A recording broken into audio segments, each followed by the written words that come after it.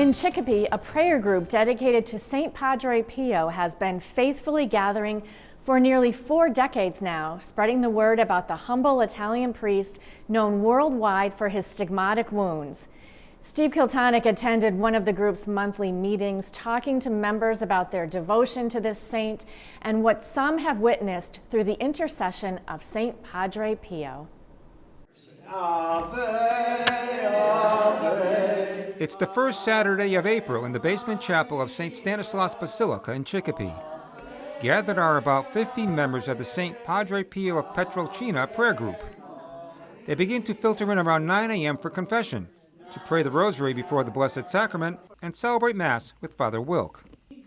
They come from across Western Mass and beyond to pray to the only Catholic priest to bear the 5 stigmatic wounds of the crucified Christ. The group's roots go back over 3 decades to downtown Springfield. In 1986, a Capuchin priest founded a St. Padre Pio prayer group at the now-closed St. Francis of Assisi Chapel here on Bridge Street. Sandy Hines was one of the original founding members. We used to meet. Father John Shug, a biographer of St. Pio, started the meeting in the basement of St. Francis Chapel on Saturday, and there were 8 of us who would go down there after Mass. Father Shug, a Capuchin friar like Padre Pio, wrote several books on the humble Italian priest who was declared a saint in 2002 by Pope John Paul II. Padre Pio lived the last 50 years of his life in San Giovanni Rotondo at Our Lady of Grace Friary. It's estimated that 7 million pilgrims each year flock to the site to learn about his life and heroic virtues that have inspired Catholics around the world. Born Francesco Forgione in the town of Pietrelcina, Pio was the son of deeply devout Catholic peasant farmers. He took the name Friar Pio when he joined the Capuchins, who seek extreme poverty, strictness, and simplicity. In 1918, Padre Pio began to experience a painful stigmata that would eventually become permanent and remain with him for 50 years until his death in 1968. He also had the supernatural gifts of bilocation, prophecy, the reading of souls, and miraculous cures. After Father Shug died in 2002, the group continued under various spiritual directors, including Franciscan Father Lucian Krolikowski. After St. Francis Chapel closed in 2000, the group found a new home that same year at St. Stan's. Patrick DeCrosta has been the director of the Pio Prayer Group for the past 10 years. Its mission is to spread the word of Padre Pio and his many blessings.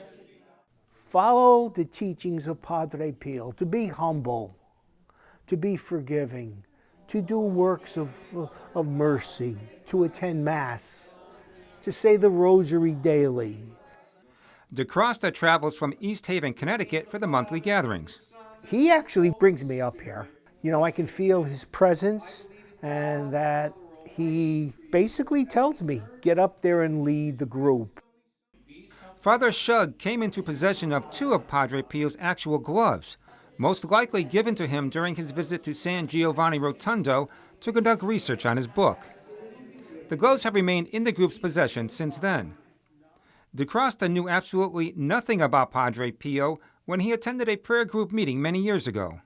I touched his glove. I can feel heat going through my hand. I felt completely different once I touched the glove, and I've been devoted to him. Deacon John Vennard has been a member for over 20 years. What keeps you coming over the years? Well, just love for God and our Blessed Mother, and through the inspiration of Padre Pio to strengthen my faith each day. I had a chance to go to a pilgrimage in Italy. We got a chance to go down Pietrelcina and to actually see where he was. It's an inspiration. Bernadette Fleming, another longtime member, comes from Richmond, Massachusetts, near the New York border. That's a long way to come for this. Yeah. Well, he does a lot of things for me from up there, you know.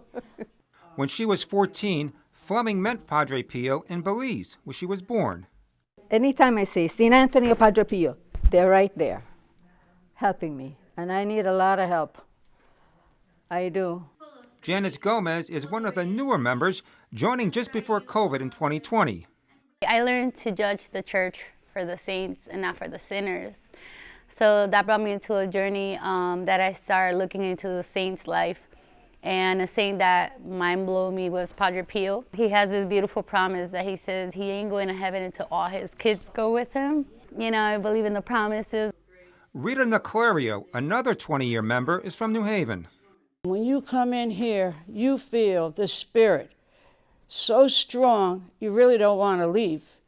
And it's incredible. People today are still being cured by Padre Pio's intercession in ways that cannot be explained by medicine or science.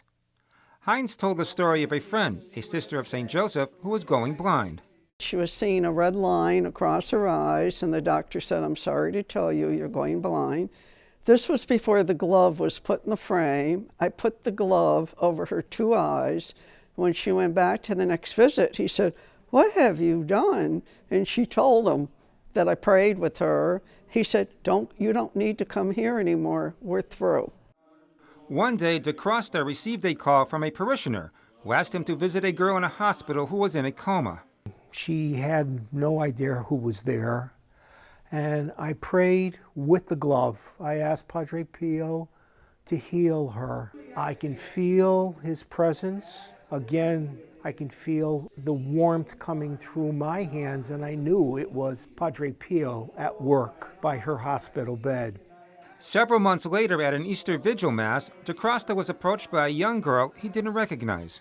She says, "You visited me when I was close to death." She says, "You prayed with Padre Pio's glove over me." I said, "Really?" She says, "Yes." She says, "And here I am, I'm cured." DeCrosta said each month a member is entrusted with the glove to go out into the community to touch those who need it most, whether for a physical, emotional, or spiritual healing. Your job is to do the work that Padre Pio wants you to do. Now, where do you go? Padre Pio leads you. We've had many people over the years, different churches that have been, and some have claimed miracles. It's the glove, but it's more your faith. It's your faith. The glove is not a magic wand. It's your faith in Padre Pio. For Real to Real, I'm Steve KILTONIC.